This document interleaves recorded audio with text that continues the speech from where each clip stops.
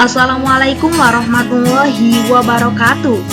Di video ini saya akan menjelaskan tentang filsafat pendidikan Islam dari tokoh pendidikan klasik Syekh Az-Zarnuji yang disusun oleh saya sendiri, yaitu Nafidatul Husniyah dari Fakultas Tarbiyah dan Keguruan, Prodi Pendidikan Guru Madrasah Ibtidaiyah, Universitas Islam Negeri Sunan Ampel, Surabaya.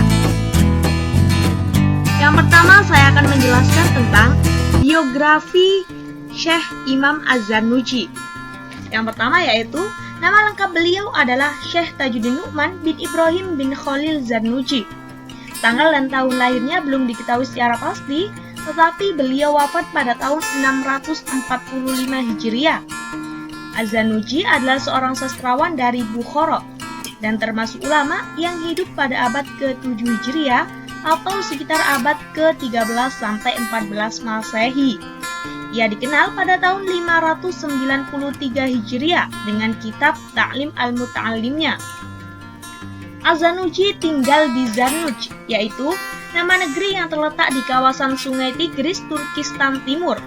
Dan beliau diduga hidup pada akhir periode Abbasiyah, karena ada kemungkinan pula beliau tinggal di kawasan Iran sebab beliau mengetahui syair-syair Persia, dan di samping itu banyaknya contoh-contoh peristiwa pada masa Abbasiyah yang ia tuturkan di dalam kitabnya.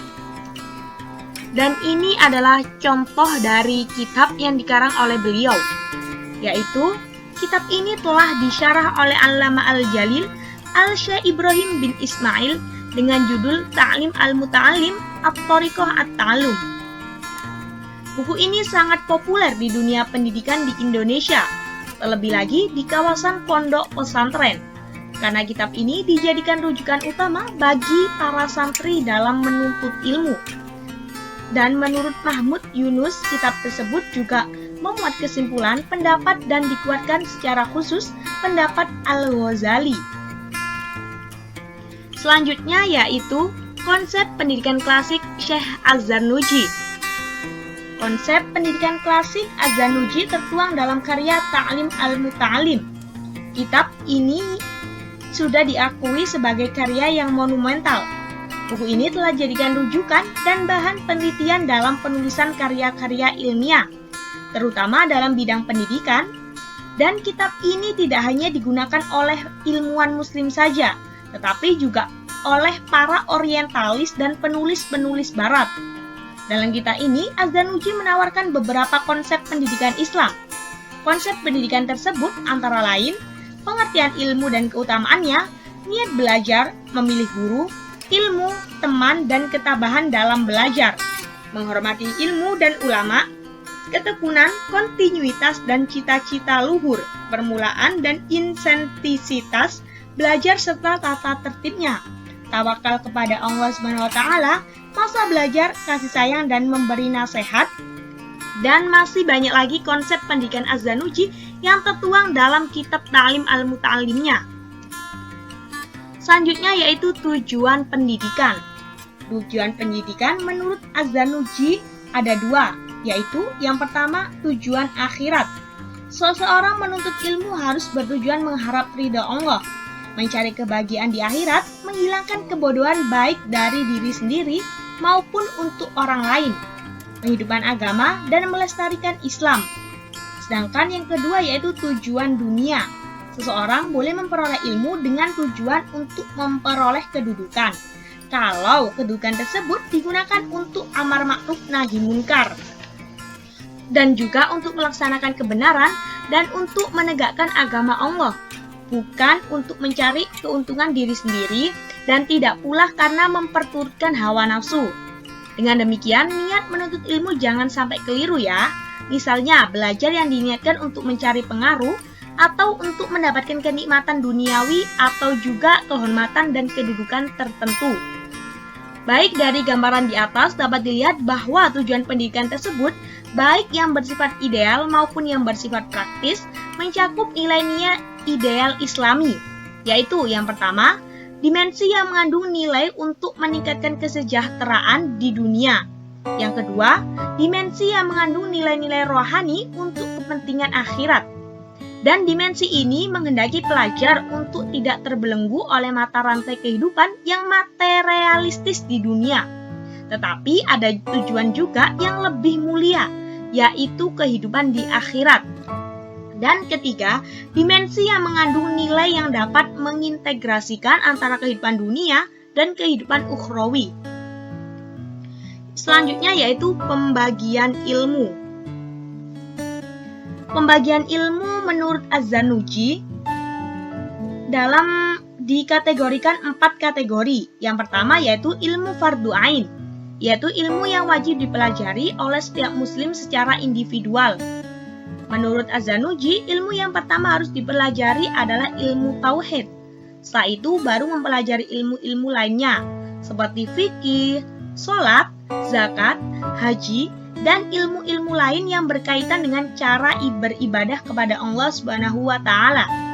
Terus yang kedua yaitu ilmu fardu kifayah, yaitu ilmu yang kebutuhannya hanya dalam keadaan tertentu saja, seperti sholat jenazah. Dan yang ketiga yaitu ilmu haram, yaitu ilmu yang haram dipelajari, seperti ilmu nujum atau ilmu perbintangan yang biasanya digunakan untuk meramal. Terus yang keempat yaitu ilmu jawas. Apa yang dimaksud dengan ilmu jawas? Ilmu yang hukum mempelajarinya adalah boleh karena bermanfaat bagi manusia. Misalnya ilmu kedokteran. Selanjutnya yaitu metode pembelajaran. Dalam kitab Ta'lim al-Muta'alim, Az-Zarnuji menjelaskan bahwa metode pembelajaran dapat dikategorikan menjadi 2. Yaitu yang pertama, metode yang pembelajaran dapat dikategorikan menjadi 2, yaitu yang pertama bersifat etik atau mencakup niat dalam belajar. Terus yang kedua yaitu metode yang bersifat teknik atau strategi, meliputi cara memilih pelajaran, memilih guru, memilih teman, dan langkah-langkah dalam belajar. Untuk lebih jelasnya dapat dipaparkan sebagai berikut. Yang pertama yaitu cara memilih pelajaran. Bagi orang yang mencari ilmu sebaiknya mendahulukan mempelajari ilmu yang dibutuhkan, seperti urusan agama, misalnya ilmu tauhid. Terus yang kedua yaitu cara memilih guru. Sebaiknya memilih guru yang lebih alim, warok, dan umurnya lebih tua daripada murid. Karena kalau umurnya lebih tua itu lebih pengalaman daripada kita. Terus yang ketiga yaitu cara memilih teman. Mencari teman itu yang warok, yang rajin, dan berwatak baik, mudah memahami pelajaran, tidak malas, dan tidak banyak bicara. Karena sifat kita juga tergantung terhadap lingkungan kita, baik di lingkungan keluarga, teman, sekolah, maupun di lingkungan sekitar. Terus yang keempat yaitu langkah-langkah dalam belajar, termasuk juga aspek dan teknik pembelajaran menurut Groben dan Abel yang dikutip oleh Baharudin. Yaitu ada 6 hal yang menjadi sorotan dalam kitabnya Az-Zarnuji. Dan yang terakhir yaitu pola hubungan murid dan guru. Menurut Az-Zarnuji dalam bukunya Ta'lim al-Muta'alim ada beberapa hal yang memberi acuan terhadap pola hubungan murid dan guru. Murid tidak akan memperoleh ilmu yang bermanfaat tanpa adanya pengagungan dan pemuliaan terhadap ilmu dan guru.